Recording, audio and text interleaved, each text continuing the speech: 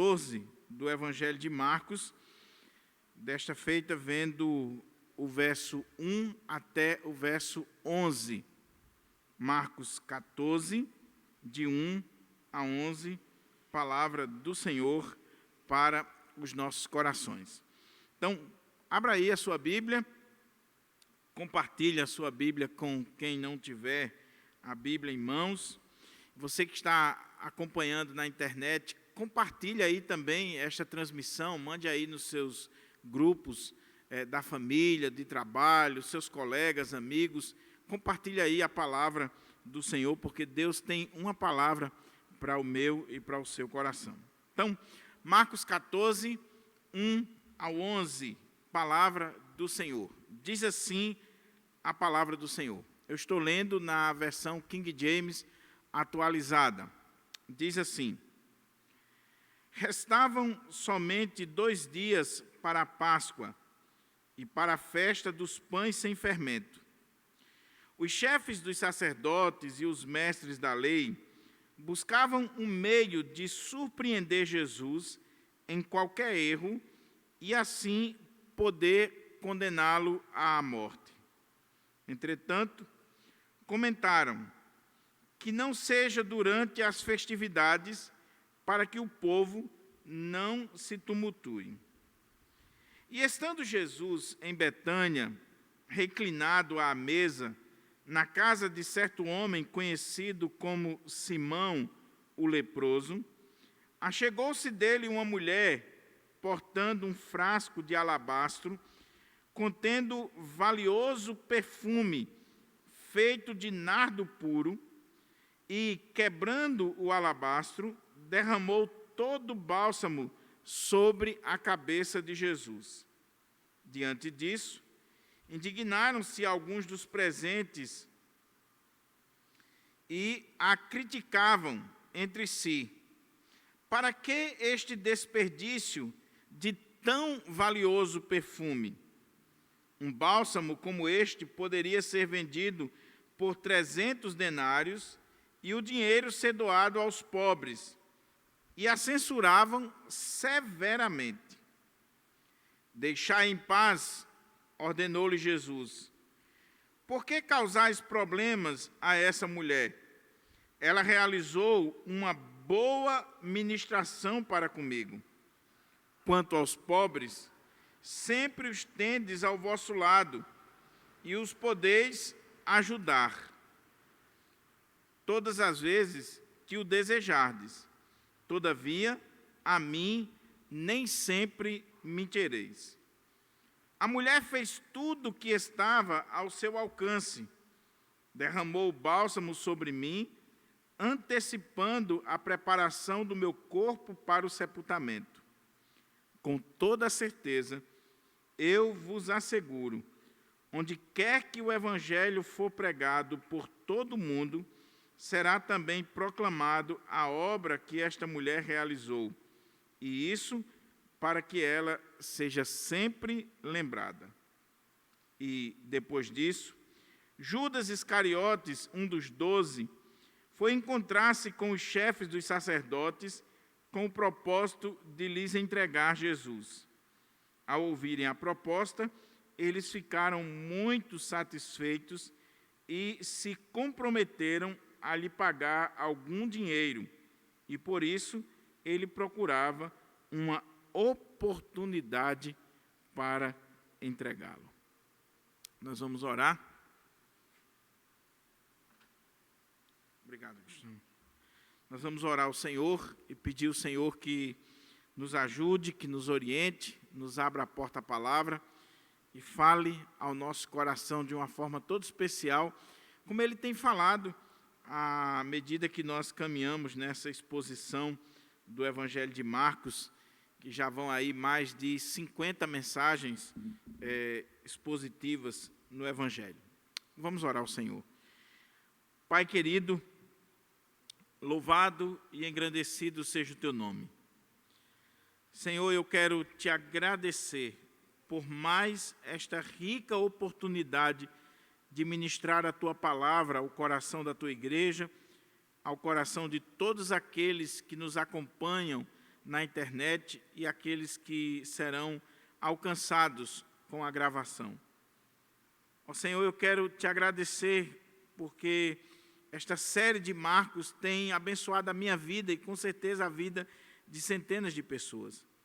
E quero te pedir, meu Pai, que o teu Espírito Santo possa nos usar mais uma vez, possa abrir o nosso entendimento, abrir-nos a porta à palavra, nos dar o discernimento necessário, a intrepidez necessária para ministrar a tua palavra com fidelidade. Em nome de Jesus é que eu te oro e desde já te agradeço, hoje e sempre. Amém. Amém. Meus queridos irmãos e irmãs, mantenha aí a sua Bíblia aberta para que a gente possa considerar esse texto e extrair dele as lições para a nossa vida. À guisa de introdução, eu quero destacar alguns pontos para que a gente possa, ao entrarmos no texto, ao adentrarmos aqui na exposição do texto, ficar claro para nós o sentido desse texto. Em primeiro lugar, nós estamos na última parte do Evangelho de Marcos, no último bloco do Evangelho de Marcos, que trata sobre a traição, o julgamento, a morte, o sepultamento, a ressurreição e a ascensão do nosso Senhor e Salvador Jesus Cristo. Resumindo, nós estamos na semana da paixão. Paixão aqui no sentido de sofrimento, de dor. Jesus está vivendo o momento de sofrimento na sua vida, que vai culminar aí com a sua morte. Segunda coisa que nos chama a atenção para a gente entender esse texto é que nós estamos aqui principalmente depois daquele evento do capítulo 13 do Evangelho de Marcos, que trata do sermão profético. E, muito embora não tenha necessariamente uma ordem cronológica, eu não vou entrar aqui nos detalhes, mas existe uma ordem teológica nestes eventos. Nem sempre existe uma ordem cronológica, mas existe uma ordem teológica. Aqui, as duas coisas se completam. No capítulo 13, no sermão profético, nós temos as nuvens negras sobre o templo e a religião de Jerusalém. O templo vai ser destruído. Jesus profetiza a destruição do templo. E quem vai destruir esse templo? Quem vai destruir são as autoridades romanas, são gentios, ímpios, pessoas que virão para destruir aquele templo que é símbolo da presença de Deus e o maior símbolo para Israel da graça e da misericórdia do Senhor. Mas se no capítulo 13 existe nuvens negras sobre o templo, no capítulo 14, e a partir do capítulo 14, essas nuvens passam agora para Jesus. E Jesus vai ser morto também por autoridades gentias, autoridades romanas, e ele vai padecer. Então, se no 13 é o templo que está sendo destruído, no 14 em diante nós temos essa mudança de cenário, essas nuvens de perseguição, de destruição, de morte, de juízo vindo sobre a pessoa do Senhor Jesus. Não mais sobre a religião de Israel, pura e simplesmente, não mais sobre o templo, mas sobre a pessoa de Jesus. E a gente sabe por quê.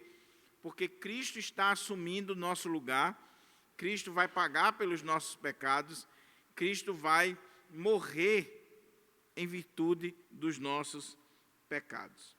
Terceira coisa ainda para a gente adentrar ao texto, é que, mais uma vez, Marcos utiliza aquela técnica literária que nós já falamos em diversos momentos nessa série, Marcos utiliza aquela técnica literária chamada de sanduíche, onde ele começa a tratar de um assunto, ele insere algo ali no meio daquele assunto para esclarecer melhor e depois ele volta ao assunto inicial. Então, aqui no capítulo 14, verso 1 ao 11, nós temos mais uma vez essa técnica de sanduíche. Por quê? Versículo 1 e 2, você tem a trama dos líderes religiosos com Judas para matar o Senhor Jesus. Eles estão tramando a morte de Jesus.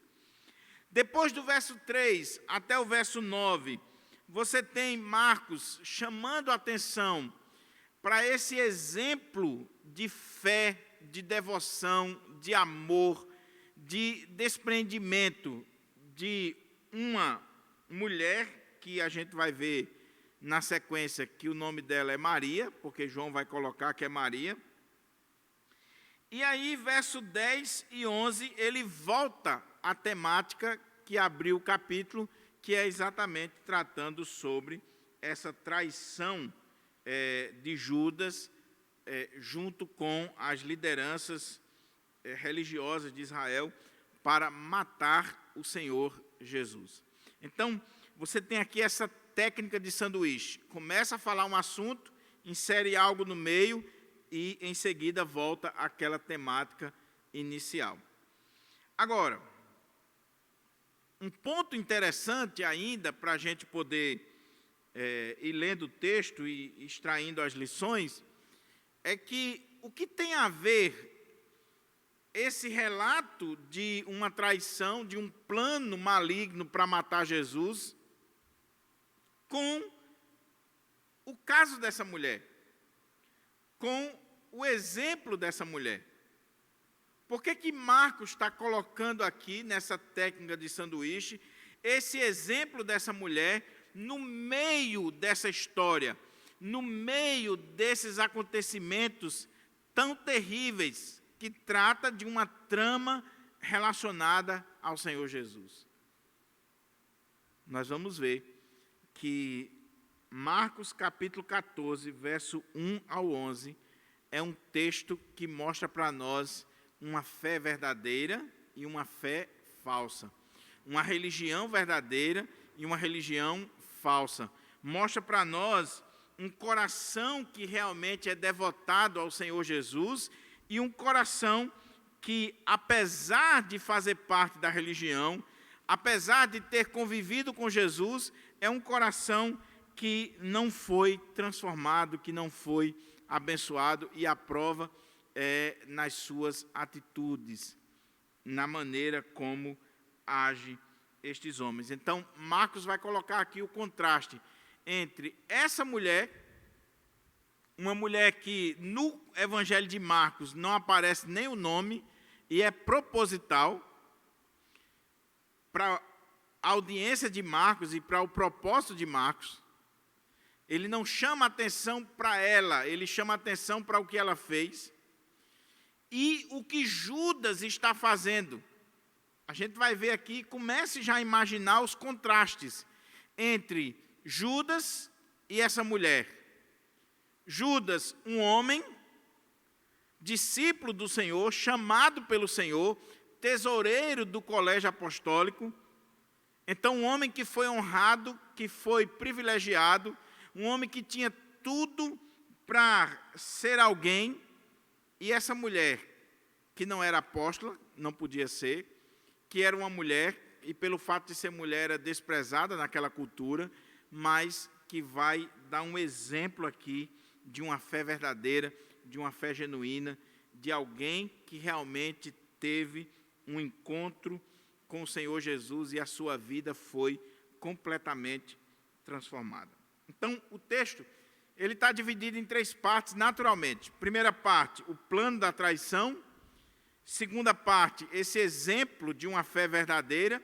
E a terceira parte é a questão de Judas e a ação dele em relação ao Senhor Jesus. Então, vamos começar aqui pela primeira parte, que trata sobre esse plano, dos líderes, da liderança de Israel, para matar o Senhor Jesus. Diz assim, Marcos 14, versos 1 e 2. Restavam somente 2 dias para a Páscoa e para a festa dos pães sem fermento. Os chefes dos sacerdotes e os mestres da lei buscavam um meio de surpreender Jesus em qualquer erro e assim poder condená-lo à morte. Entretanto, comentavam que não seja durante as festividades para que o povo não se tumultue. Veja, o contexto aqui é o contexto daquela última semana do Senhor Jesus. Jesus havia entrado em Jerusalém no domingo, o domingo chamado Domingo de Ramos, e ele entra em Jerusalém, vai ao templo, ele olha aquele templo, ele observa aquele templo e vê tudo o que está acontecendo ali.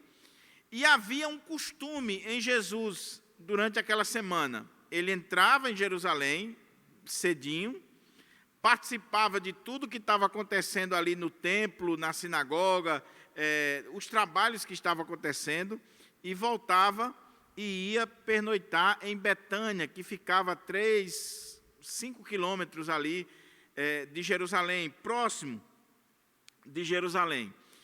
E esse período aqui é o período que os judeus estão vindo para Jerusalém para celebrar uma das grandes festas de Israel, uma das principais festas de Israel, que era a festa da Páscoa.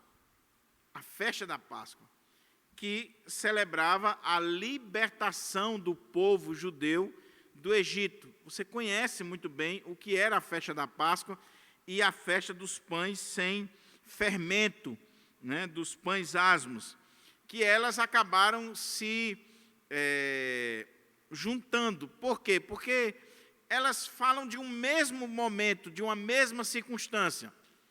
O que era a festa da Páscoa? Lá em Êxodo, capítulo 12, você vai ver que quando o Senhor mandou que os israelitas pegassem um cordeiro, matassem aquele cordeiro, passava o sangue na porta, nos umbrais das portas, e aí quando o anjo da morte viesse para matar os primogênitos do Egito, quando ele olhasse para a marca do sangue na porta dos judeus, ele passava por cima, ele não adentrava aquela casa e matava os primogênitos. Daí a palavra Páscoa, passar por cima.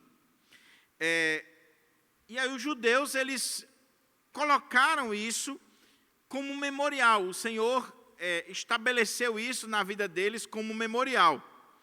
E a festa dos pães asmos, os pães sem fermento? Porque naquele contexto eles não tinham tempo nem para preparar a massa.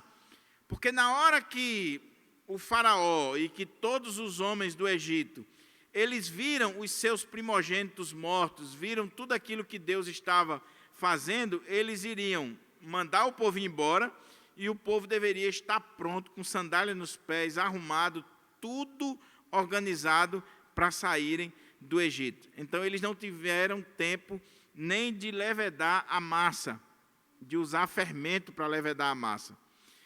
Passou os anos e os judeus celebram a festa da Páscoa para lembrar aquela libertação do Egito. Eles pegam um cordeiro, levam ao templo, ali é sacrificado aquele cordeiro, é oferecido aquele sacrifício diante do Senhor, e depois eles voltam para casa com aquele cordeiro, reúnem as famílias para celebrarem aquela festa da Páscoa, lembrando da libertação. E também, naquele dia, naquela semana, eles celebram a festa dos pães sem fermento. Eles tiram todo o fermento que tiver dentro de casa, toda e qualquer comida que envolva fermento, e eles vão comer ervas amargas, eles vão celebrar essa festa. Essa festa era tão importante para o povo judeu, que a população de Jerusalém, que tinha em média 50.000 habitantes, na época, na capital, em Jerusalém, no período da festa da Páscoa, ela quintuplicava, ela chegava a 250 mil, a 300 mil habitantes em Jerusalém nesse período. Por isso que Jesus está dormindo em Betânia, porque em Jerusalém não tinha espaço, era gente por todo lado. Não havia espaço ali na cidade. Flávio Josefo chega a dizer que em determinadas ocasiões da festa da Páscoa, e talvez nesse período aqui, se chegou a ter 1 milhão de judeus.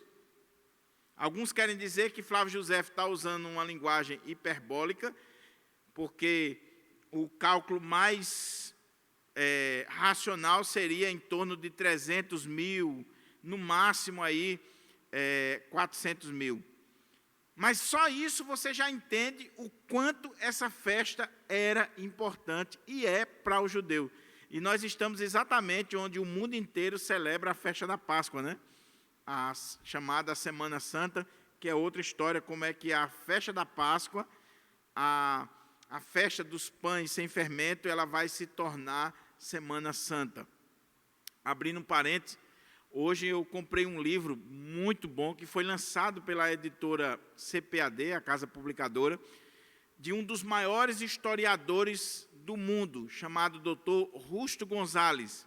Ele escreveu uma coleção em 10 volumes de História da Igreja. Ele tem uma coleção de 3 volumes da História do Pensamento Cristão.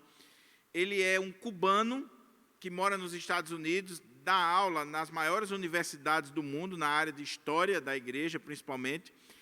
E ele escreveu uma trilogia que está sendo lançada pela CPAD, falando sobre a história do Natal e as festas relacionadas, outra sobre a história do domingo, por que o domingo se tornou o dia mais importante dos cristãos, e um terceiro livro, que é esse que eu comprei hoje, comecei a ler, fantástico livro, que é A Semana Santa, onde ele trata sobre a história da Semana Santa e o seu significado. E ele vai mostrar toda essa história da Páscoa, todo o contexto da Páscoa, e como foi mudando o nome para Semana Santa, porque antes era Semana da Páscoa. Era exatamente a festa da Páscoa, ou a festa dos pães sem fermentos. Mas o que eu quero destacar aqui? É que o texto está dizendo que restava 2 dias para a Páscoa e para a festa dos pães sem fermento. Essa festa, a festa da Páscoa, a festa dos pães sem fermentos, que era uma semana só, era realizada no dia 14 e 15 do mês de Nisan, no calendário judaico. O equivalente no nosso calendário seria março e abril. Então, no dia 15, era o dia de celebrar a festa da Páscoa, seja março ou abril. No dia 14, eles iam no templo, sacrificavam o cordeiro, consagravam aquele cordeiro e traziam a carne para suas casas, para no dia 15 eles celebrarem. E durante toda aquela semana, eles faziam a festa dos pães asmos ou dos pães sem fermento. Então, Jerusalém estava se preparando, era o contexto, era a semana da festa, as pessoas já estavam na cidade, estavam chegando, e diz que quando restava somente 2 dias para a Páscoa e para a festa dos pães sem fermentos, os chefes dos sacerdotes e os mestres da lei buscavam um meio de surpreender Jesus em qualquer erro e assim poder condená-lo à morte. Olha que coisa, meus irmãos. Olha como aquela religião estava prejudicada. Era uma religião hipócrita, farisaica, que havia perdido a sua razão de ser. Olha como aquele templo não era mais a casa de Deus, mas era um covil de ladrões, de salteadores, de gente desonesta, de gente que não tinha mais nenhum tipo de temor a Deus. Era um contexto de festa religiosa, de festa sagrada, era um contexto onde celebraria a libertação do povo, era um momento festivo para o povo, a cidade estava apinhada de gente, os sacerdotes estavam preparados para aquele evento extraordinário, mas como é que está o coração desses homens? O coração desses homens está cheio de maldade, de trama, de traição, de morte. E eles têm um plano. Eles querem pegar Jesus em um erro. Eles querem pegar Jesus em algum ponto que eles possam acusá-lo e levá-lo à morte. Veja que quem está tramando contra Jesus não é o povo. Dr. William Hendricks chama atenção para esse fato. Que o problema nunca começa com o povo, com a igreja em si. Mas geralmente o problema começa com as lideranças, com os sacerdotes, com os líderes da religião. Gente com a Bíblia na mão, tramando contra os outros. E aqui, contra o Filho de Deus. Eles estão tramando como surpreender Jesus em qualquer erro e assim poder condená-lo à morte. Entretanto, como eles são políticos ou politiqueiros, eles, diz o texto, entretanto, comentavam que não seja durante as festividades, para que o povo não se tumultue, não se alvoroce, não faça qualquer tipo de coisa que venha chamar a atenção das autoridades romanas. Por quê? Qual é o ponto aqui, meus irmãos? O Império Romano que dominava, que subjugava, que era a força que estava ali dominando o povo de Israel, o Império Romano ficava muito preocupado quando chegava um período de festa em Israel, em Jerusalém. Porque se a população quintuplicava, se você tinha judeu vindo de todas as partes para Jerusalém, e você, de uma população de 50 mil habitantes, você pula para 250, 300 mil judeus em Jerusalém, as autoridades romanas ficavam com medo de um levante, de uma revolta, de qualquer tipo de coisa que viesse da parte desse povo para se levantar contra a dominação romana. Então, qualquer cheiro de revolta, qualquer tipo de ação por parte desse povo que desse a impressão que eles iriam se levantar contra o império, que eles iriam criar qualquer tipo de tumulto, o exército estava ali para agir rapidamente. Então, neste período de festa da Páscoa, neste período de festividades em Jerusalém, boa parte do exército romano era designado para ir para aquela região. Dizem os estudiosos que, às vezes, o próprio imperador, a liderança romana, também ia para aquela região. Havia todo um cuidado para que não tivéssemos uma rebelião contra o império.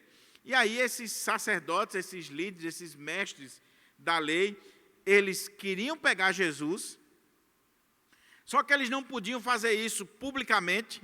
Jerusalém estava apinhada de gente, nos becos, nas ruas, nas vielas, tudo estava apinhado de gente, então não tinha como pegar Jesus publicamente e puni-lo, levá-lo à morte, porque iria criar uma revolta, principalmente com os galileus.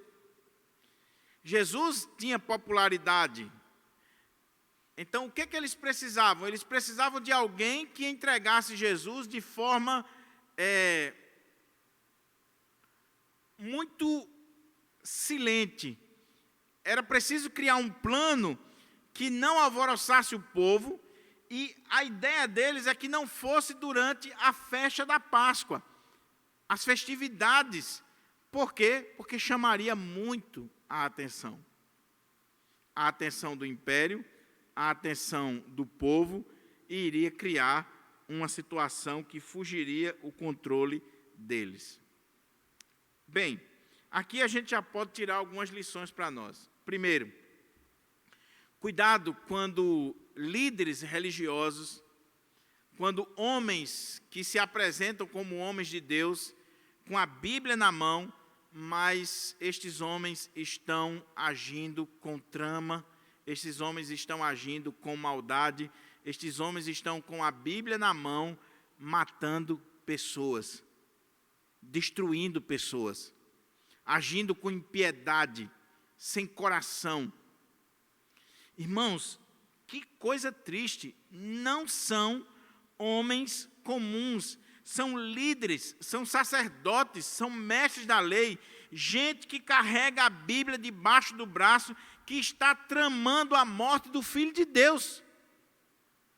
Quando a gente vê um ímpio, quando a gente vê alguém que não teme a Deus, quando a gente vê uma pessoa mundana tramando, você até entende. Agora, quando você vê gente, principalmente da liderança, com trama, com traição, com postura como essa aqui de matar alguém, de destruir a vida de alguém, aí a gente fica sem entender.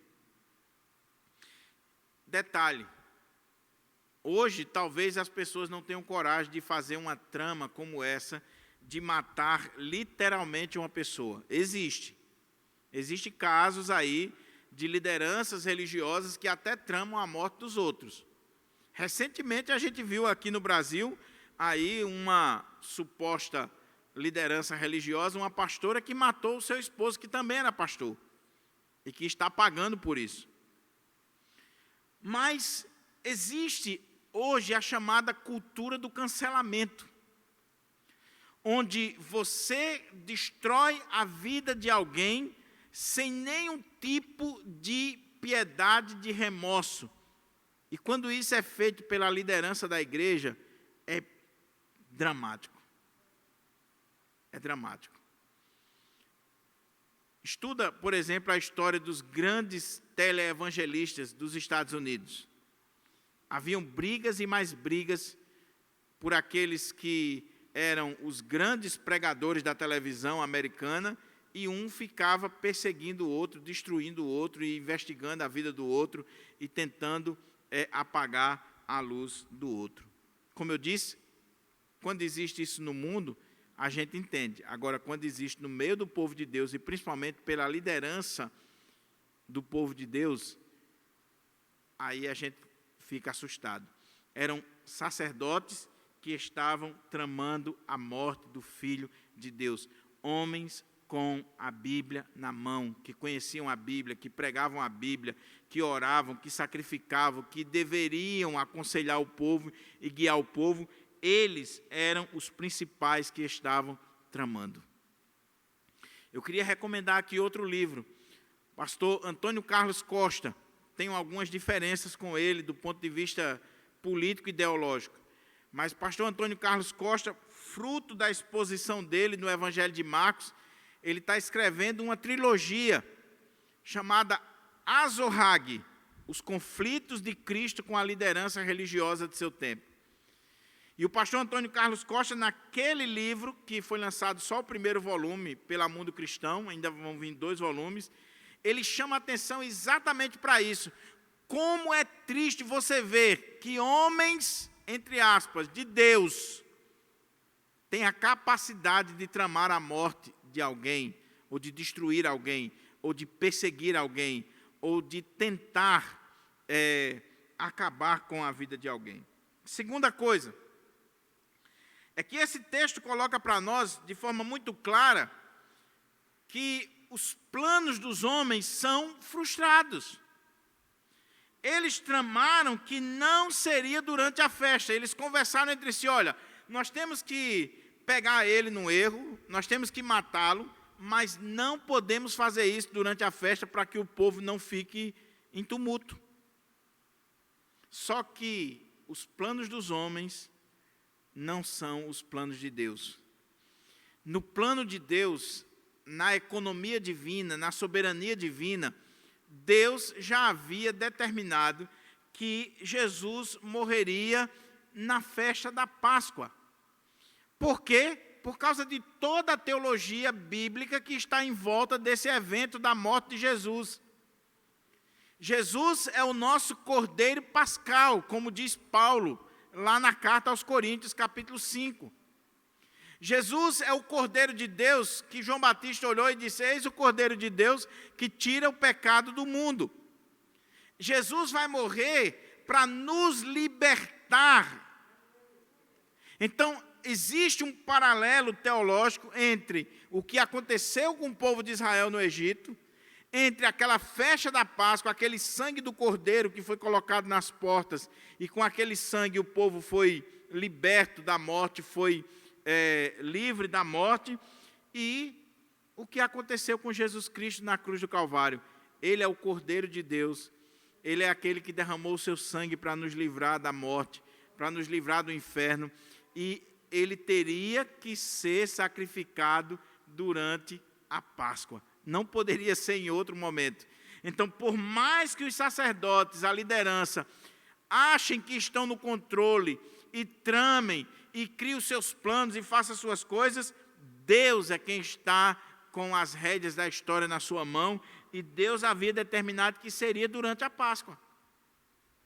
E vai acontecer durante a Páscoa, porque o Cordeiro teria que ser sacrificado durante a Páscoa. Então, fica aqui o consolo para nós, para mim, para você que está acompanhando.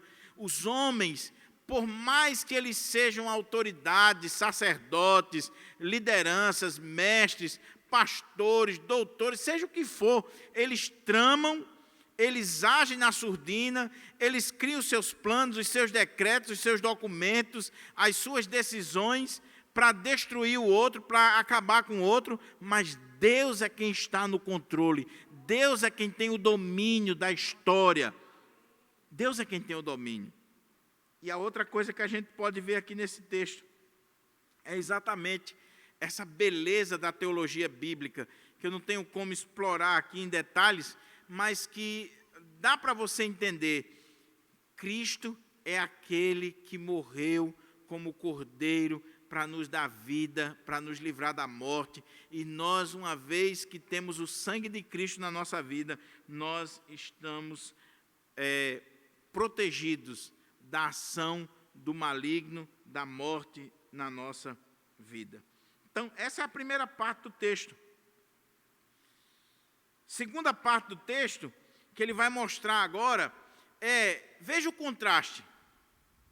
Veja o contraste dos sacerdotes, os mestres da lei, a liderança de Israel, num contexto de festa religiosa, de festa da Páscoa, de festa dos pães asmos, de adoração. Eles estão com o coração tramando para matar o Filho de Deus. Aí, o evangelista muda a câmera. Ele muda a cena. Ele vai chamar a nossa atenção não para o que estava acontecendo em Jerusalém, mas ele vai levar a mim e você a dar uma olhadinha lá em Betânia, na casa de um homem chamado Simão. Era um nome muito comum na época, era como José nos dias de hoje. E na casa desse Simão, que por ser um nome tão comum, foi preciso colocar aqui um detalhe para saber quem era o Simão. Colocaram Simão o leproso. Então, olha o que é que diz o texto. E estando Jesus em Betânia, reclinado à mesa, na casa de certo homem conhecido como Simão o leproso, achegou-se dele uma mulher portando um frasco de alabastro, contendo valioso perfume. Derramou e, quebrando o alabastro, derramou todo o bálsamo sobre a cabeça de Jesus. Diante disso, indignaram-se alguns dos presentes e a criticavam entre si. Para que este desperdício de tão valioso perfume? Um bálsamo como este poderia ser vendido por 300 denários e o dinheiro ser doado aos pobres. E a constrangeram e a censuraram severamente. Deixai-as em paz, ordenou-lhe Jesus. Por que causais problemas a esta mulher? Ela realizou uma boa ministração para comigo. Quanto aos pobres, sempre os tende ao vosso lado, e os podeis ajudar, todas as vezes que o desejardes. Todavia, a mim nem sempre me tereis. A mulher fez tudo o que estava ao seu alcance, derramou bálsamo sobre mim, antecipando a preparação do meu corpo para o sepultamento. Com toda certeza, eu vos asseguro, onde quer que o evangelho for pregado por todo o mundo, será também proclamada a obra que essa mulher realizou, e isso para que ela seja lembrada. Olha a segunda cena desse texto. Em Jerusalém, os sacerdotes, no período aqui da festa da Páscoa, da festa dos pães sem fermento, dos pães asmos, estão tramando sobre como pegar Jesus no erro e levá-lo à morte, condená-lo e levá-lo à morte. Mas, de forma esperta, eles não querem fazer isso durante a festa, para não criar tumulto, não chamar a atenção não só das autoridades romanas, como do povo. E aí Marcos, para mostrar o contraste entre a liderança religiosa e Judas no final, que é o ponto aqui da história de Marcos, ele vai inserir no meio a história desta mulher. Uma mulher que aqui não aparece o nome dela, mas João, lá no capítulo 12, ele vai falar sobre esse evento, e ele vai dizer que essa mulher chamava-se Maria, a irmã de Marta e de Lázaro, e que Jesus estava exatamente nessa casa, que era uma casa de uma família muito amada por Jesus e que acolhia Jesus, que Jesus havia ressuscitado Lázaro, lá de Betânia. Então isso leva alguns estudiosos a acharem que esse Simão poderia ser o pai de Maria, Marta e Lázaro. Não sabemos, não tem como provar, mas alguns comentaristas entendem que se a casa era a casa de Maria, Marta e Lázaro, e aqui em Marcos está dizendo que era a casa de Simão, o leproso, então aquela casa lá significava dizer que Simão poderia ser o pai, o líder desta família. Agora, preste atenção no que está sendo dito aqui. A casa é de um homem chamado Simão, o leproso. E isso, meus irmãos, é muito sério. E Antônio Vieira, ele chama atenção para esse aspecto do texto, eu não posso me demorar nele, mas é muito interessante a observação que Antônio Vieira faz. Porque nós temos a tendência de rotular ou de carimbar as pessoas. Esse homem não era mais leproso, porque se ele fosse leproso, Jesus não poderia estar na casa dele. Porque quando alguém tinha lepra, não podia ficar em casa e não podia nem estar na cidade. Ele era tirado do ambiente familiar, do ambiente daquela cidade e levado para um leprosário. Então, esse homem aqui, das duas, uma,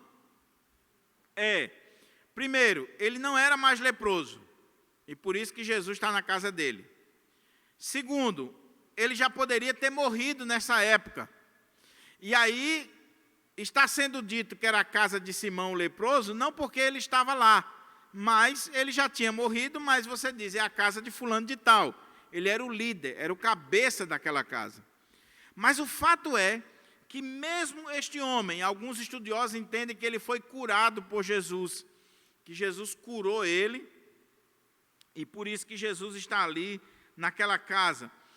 Mesmo sendo curado, mesmo esse homem não estando mais leproso, ele ficou com esse sobrenome, com esse carimbo na sua vida, Simão o leproso, por causa de um momento na sua vida, de um aspecto da sua vida.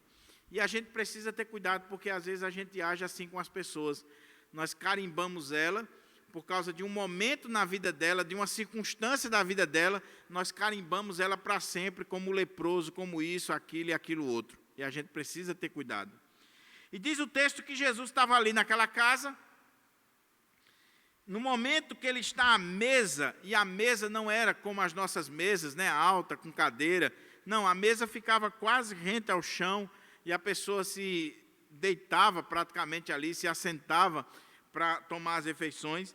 Diz que quando Jesus está à mesa, uma mulher, então o texto já deixa aqui um aspecto cultural muito interessante para nós, porque no momento de refeição, na casa de um homem chamado Simão, estava ali Jesus, os homens estavam ali conversando e tendo a refeição. Uma mulher que naquela cultura não tinha valor e não deveria nem estar ali, se eram homens que estavam conversando ou estavam à mesa, a mulher ela só podia chegar ali se fosse para deixar alguma coisa, mas ela não podia fazer parte daquele banquete.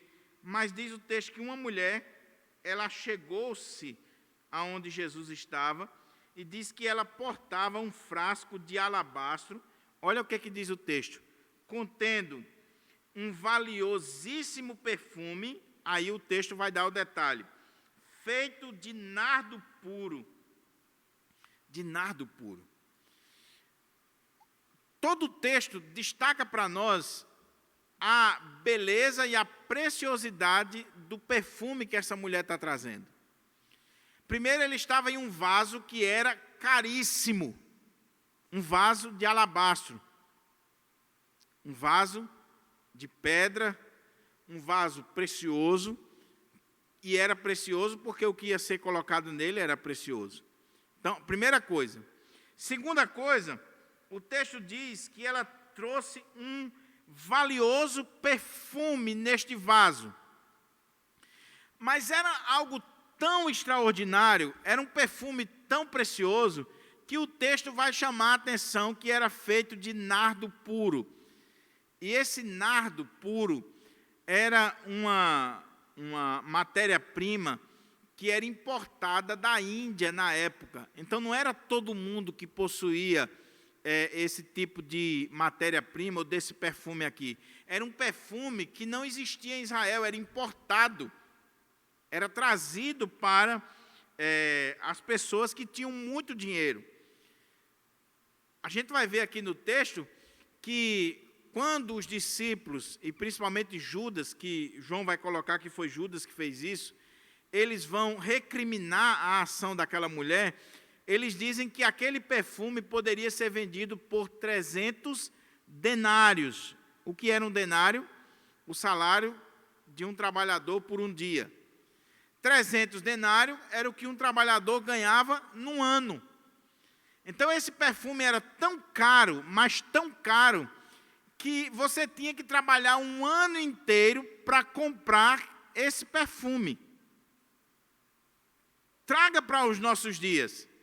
Imagina aí você ter que trabalhar o ano inteiro e o seu salário do ano inteiro ser para comprar um único frasco de perfume. Um único frasco.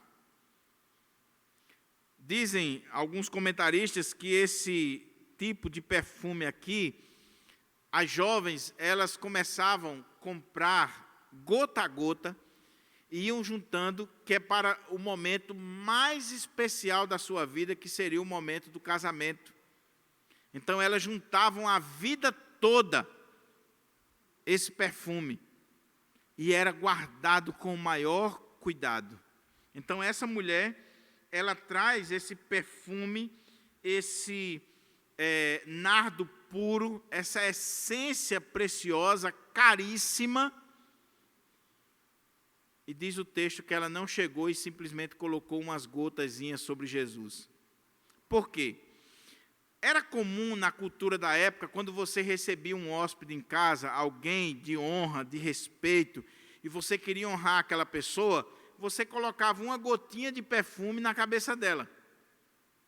Mas como o perfume era muito caro, então era só uma gotinha mesmo, era só uma pitadinha ali para mostrar que você honrava aquela pessoa, respeitava aquela pessoa. O texto diz que essa mulher, ela chegou diante de Jesus, ela quebrou aquele vaso que era caríssimo, precioso, o vaso foi quebrado e ela derramou todo o perfume sobre a cabeça de Jesus, E diz lá em João que o cheiro tomou conta da casa, tomou conta do corpo de Jesus, aquela essência, ela derramou todo o bálsamo sobre a cabeça de Jesus. O que ela fez? Ela consagrou ao Senhor, ela deu para o Senhor aquilo que era de mais precioso na sua vida. Se ela estava guardando para a hora mais importante da sua vida, como por exemplo o casamento, ela agora considerou que aquele momento ali era o momento mais importante, mais significativo, mais extraordinário da sua vida, que merecia não uma gota, não um pouquinho, mas derramar e quebrar aquele vaso. Ela está dizendo assim: eu não quero mais nada disso aqui, eu vou consagrar tudo ao Senhor. É o melhor que eu tenho, é tudo que eu tenho, é o de mais precioso que eu tenho, eu estou consagrando ao Senhor. Que coisa extraordinária, meus irmãos. Veja o contraste, lembre-se do contraste. Enquanto os sacerdotes, a turma de Bíblia na mão, os homens da lei, os mestres da lei, os pregadores da época, estavam tramando contra Jesus, essa mulher que na cultura era desprezada, era mal vista, e se era filha de um leproso, pior ainda, ela está consagrando o que tem de melhor para o Senhor Jesus. O contraste também é com Judas, que enquanto essa mulher está investindo o dinheiro que ela tinha, o melhor que ela tinha, um ano de serviço, e no caso de mulher, dizem os estudiosos, que poderia ser mais de um ano para ela poder conseguir esse perfume aqui. Enquanto ela está investindo, enquanto ela está pegando o seu dinheiro, o melhor que ela tem, e colocando sobre Jesus, Judas está tirando, está tramando, está vendendo o seu Senhor por 30 moedas de prata. Então, veja o contraste. Veja o que Marcos está querendo colocar para nós. Enquanto uma mulher está dando o melhor, o precioso, o mais caro para o Senhor, Judas está abrindo mão do seu Senhor por causa de 30 moedas de prata. Essa mulher está fazendo o inverso. Ela está consagrando um ano de salário, ela está consagrando o melhor que ela tinha diante do Senhor. Então, isso nos mostra, meus irmãos, a diferença entre religião de cabeça e a verdadeira religião quando é do coração, consagração a Cristo. Quando nós consagramos de fato a nossa vida a Cristo, nós queremos dar o melhor para Ele. O melhor do nosso tempo, dos nossos recursos, da nossa inteligência, da nossa vida. Nós consagramos o melhor para o Senhor. Isso está acima de qualquer religião. De qualquer religião. Irmãos, tem coisas que a gente só faz porque é para Deus. Quando você de fato é crente, quando você de fato teve um encontro com Jesus, você só faz porque você está consagrando o melhor para Deus. Você não faria por dinheiro nenhum. Por dinheiro nenhum. Mas você faz porque você quer dar o seu melhor para o Senhor. Agora, o problema é que sempre vai ter pessoas que quando você, de coração, com a alma engravidada de gratidão a Deus, você dá o melhor para o Senhor, sempre vai ter alguém para criticar você. Sempre vai ter alguém para dizer que você está sendo burro, que você está sendo abestalhado, que você está fazendo aquilo ali para o pastor, para a igreja, que você está perdendo seu tempo. A pessoa não entende. Não entende. Porque ela é uma religiosazinha. Ela está vendo a coisa do ponto de vista só material, humano. Só nessa dimensão, mas você não. Você está vendo a coisa do ponto de vista espiritual e você está cheio de amor, cheio de gratidão, de gozo, de alegria. O Senhor mudou sua vida. Imagina o que aconteceu nessa casa aqui, meus irmãos.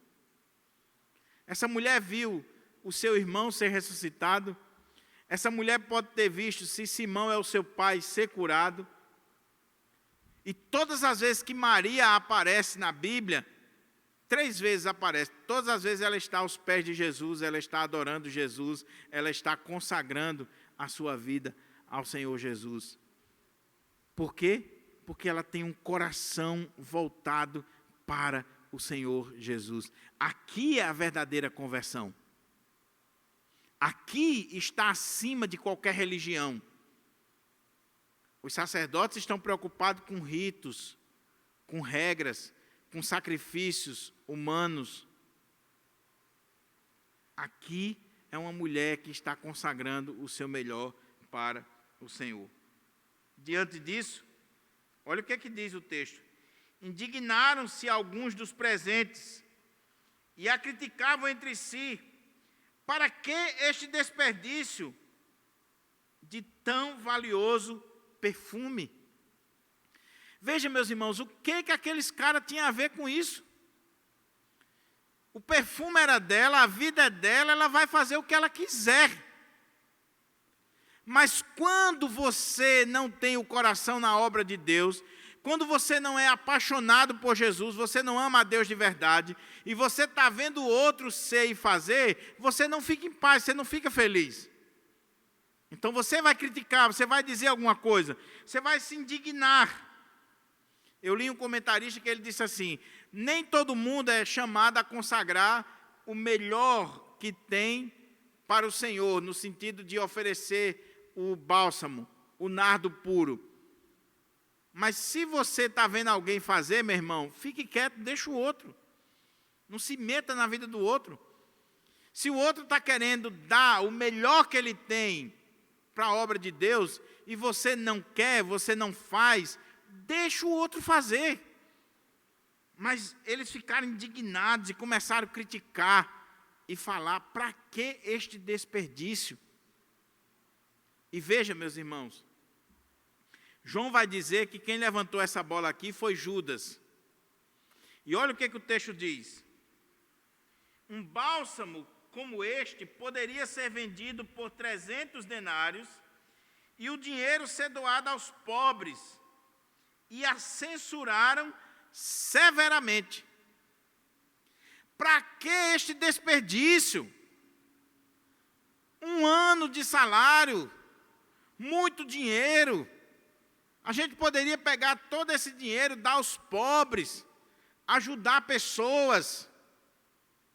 Parece bonito, não é não? Cuidado com os pobres, né? Cuidado com o ser humano. Agora é interessante que esse texto aqui, o tempo está correndo, eu não posso entrar em detalhes, mas veja como a palavra de Deus é mais atual do que a gente imagina. Porque essa turma aqui aparenta ter cuidado com os pobres. Os pobres de um modo geral. Eles amam a humanidade. O que eles não toleram são as pessoas. Porque eles estão indignados com a mulher, eles estão criticando uma mulher, eles estão censurando uma mulher. Ué, cadê o cuidado com aquela mulher? Cadê o respeito para com aquela mulher? Cadê o amor para com aquela mulher? É porque alguém já disse que é fácil amar a humanidade, difícil amar a pessoa. E o texto de João vai colocar que Judas está colocando isso aqui, não porque ele tinha cuidado com os pobres, não era amor pelos pobres. Ele era ladrão. Ele roubava o dinheiro das ofertas, que colocavam lá nas ofertas. Ele está olhando aqui a soma de dinheiro, ele está olhando aqui todo o recurso que essa mulher está depositando diante do Senhor. Não era cuidado com o pobre, coisa nenhuma. Coisa nenhuma. Cuidado, meu querido irmão, minha querida irmã, quando você vê alguém que apresenta esse cuidado todo com os pobres, não porque os pobres, porque nós temos que cuidar dos pobres, porque isso, aquilo outro, às vezes está simplesmente usando o pobre para crescer, para sobressair, para assumir cargos públicos e está usando a miséria do povo. Não é cuidado com o pobre, coisa nenhuma. Coisa nenhuma. Então eles estavam censurando aquela mulher e Judas estava fazendo isso e influenciando os demais porque ele era ladrão, não era nada de cuidado com o pobre. Aí olha o que o texto diz, que Jesus dá uma ordem para aqueles homens, deixai-a em paz, ordenou-lhe Jesus. Quando Jesus vê aquilo que está acontecendo ali, ele ordena, ele puxa a orelha daqueles homens, ele bate de frente com aqueles homens, ele diz, deixe essa mulher em paz, não molestem essa mulher, ele dá uma ordem. Por que causais problemas a esta mulher? Ela realizou uma boa ação, uma boa ministração para comigo. Ela não está fazendo nada errado. Ela está agindo da forma certa, ela está fazendo uma boa ação, ela está ministrando da forma correta para comigo. Então, veja, meus irmãos, cuidado quando você está julgando, censurando o outro, porque ele está querendo fazer o melhor para Deus e porque ele está fazendo coisas que você não tem coragem de fazer. Cuidado, porque o outro pode estar fazendo uma boa ação para com o Senhor, com a obra do Senhor, e você não tem o direito de se indignar contra ele, de buscar criticá-lo ou fazer qualquer coisa contra ele. Ele diz, deixa ela em paz, não crie problema, ela realizou uma boa ação para comigo. Quanto aos pobres, sempre os tendes do vosso lado, e os podeis ajudar, todas as vezes que o desejardes. Todavia, a mim nem sempre me tereis. Veja, Deus não é contra ao cuidado em relação aos pobres, meus irmãos. A Bíblia está cheia de ordens, de exortações, de princípios, de cuidado para com o pobre. A Bíblia fala sobre isso de Gênesis a Apocalipse. Mas o que estava acontecendo aqui era uma visão equivocada destes homens e também uma visão maligna de Judas, porque ele não tinha cuidado com os pobres. É só você olhar o texto de João capítulo 12. Não era cuidado com o pobre, era amor ao dinheiro. E Jesus vai dizer, olha, os pobres sempre vocês terão com vocês. E vocês vão ter a oportunidade de ajudar os pobres. Irmãos, nós precisamos ajudar os pobres. A igreja tem que estender a mão ao necessitado. A igreja tem que fazer obra social. A igreja tem que se preocupar com a questão social. Agora, uma coisa não exclui a outra. O que Jesus está dizendo é, os pobres sempre vocês vão ter e devem ajudar, e devem investir, e devem estender a mão. Agora, não moleste essa mulher, não crie problema para essa mulher, porque ela praticou uma boa ação para comigo. Ela fez tudo o que estava ao seu alcance. Derramou bálsamo sobre mim, antecipando a preparação do meu corpo para o sepultamento. Aquela mulher com certeza não tinha noção do que ela fez. Ela foi direcionada pelo Espírito Santo, ela foi levada a tomar aquela atitude, a fazer aquilo por causa do amor que ela tinha para com o Senhor, o seu coração devotado ao Senhor, então fez com que ela quebrasse aquele vaso de alabastro, que ela consagrasse aquele perfume valioso diante do Senhor.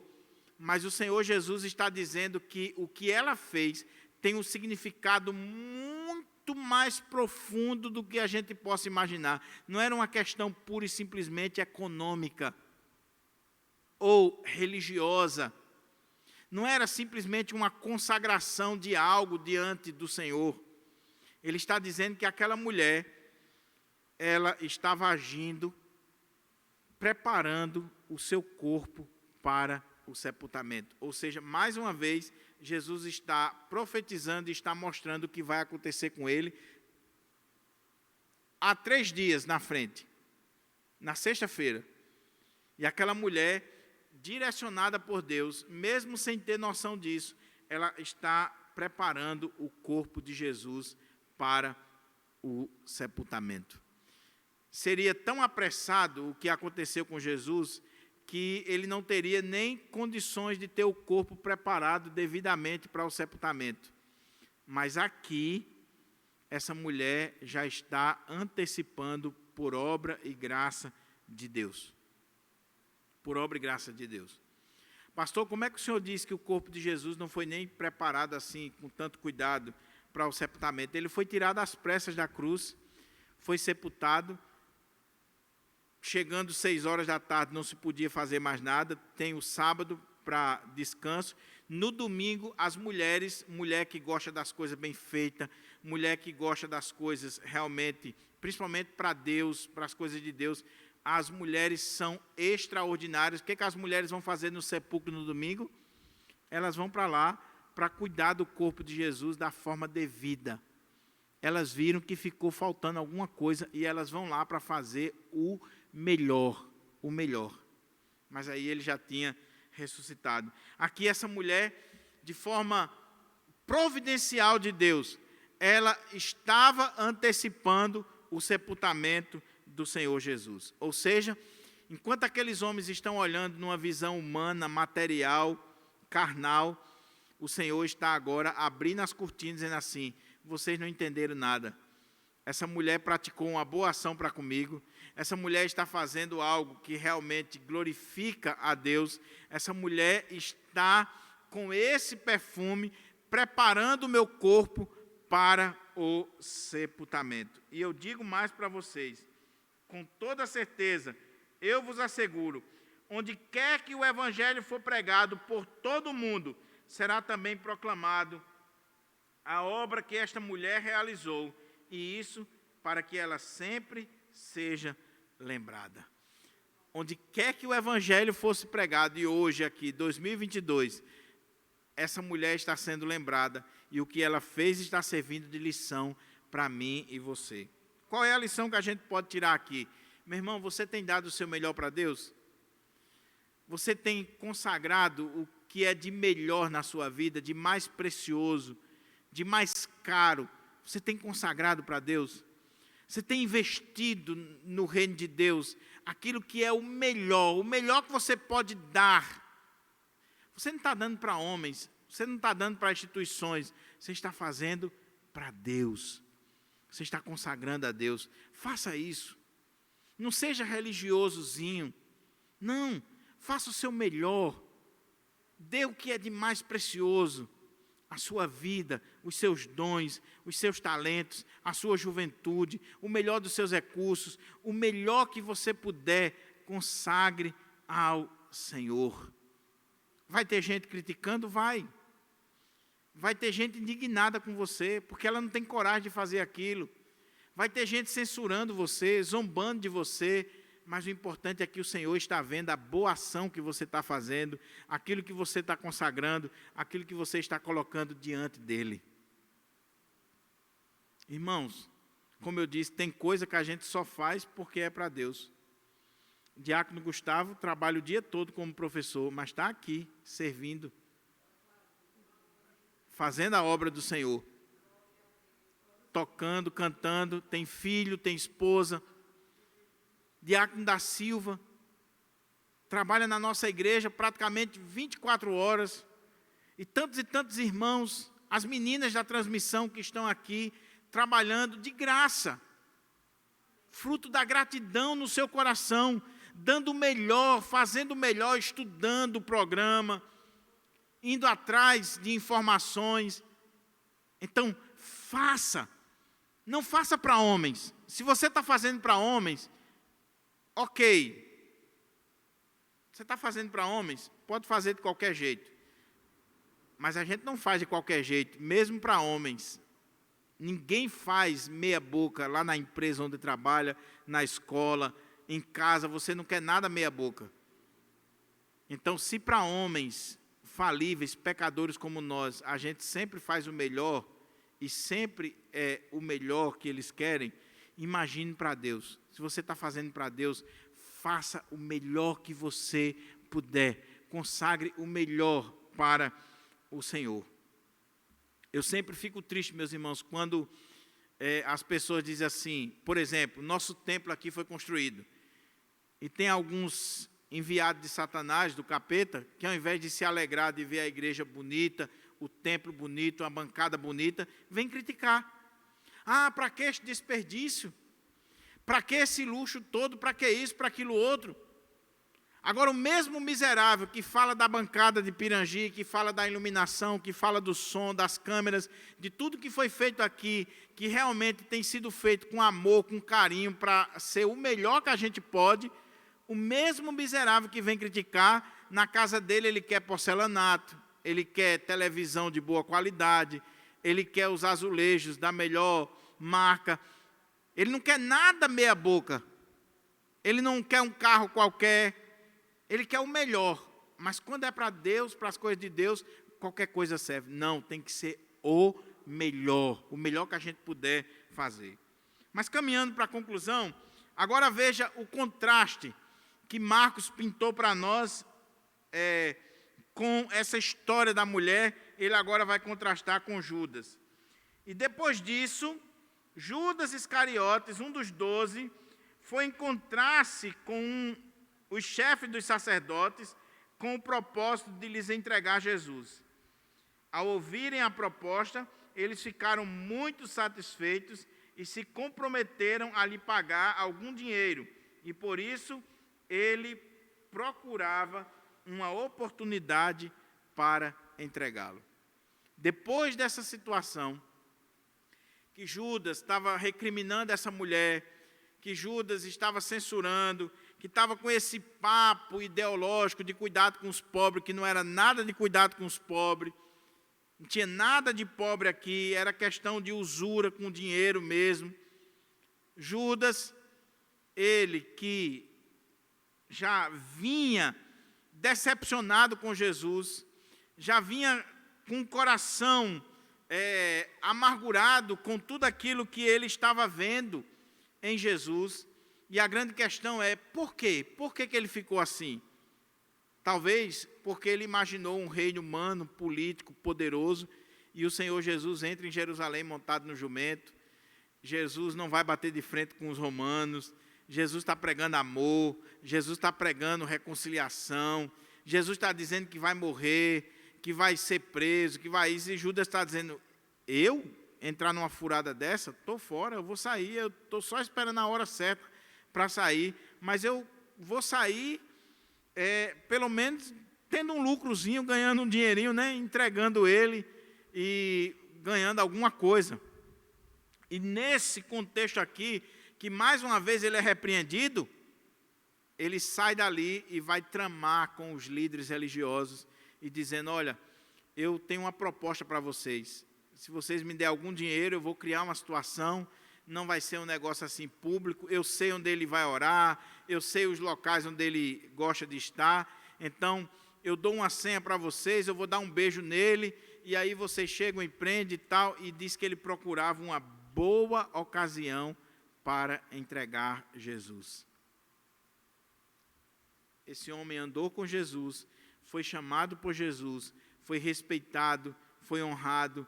Esse homem, diferente dessa mulher, ele está abrindo mão do seu Senhor, traindo o seu Senhor, tramando contra o seu Senhor por causa de dinheiro, por causa de estratégias malignas. Ele vai trair o seu Senhor. Veja o contraste. Veja o contraste. O grande ponto aqui, meus irmãos e minhas irmãs, para a gente orar, é de que lado nós estamos? Eu e você. Com quem nós nos parecemos? Ou quem está influenciando a nossa vida? Ou que atitudes nós revelamos na nossa vida que vai mostrar se nós estamos com os sacerdotes, com a Bíblia na mão e tramando contra alguém, contra o próprio Filho de Deus, contra as coisas de Deus. Nós estamos agindo como Judas, preocupado com dinheiro, preocupado com status, preocupado com o nosso bem-estar,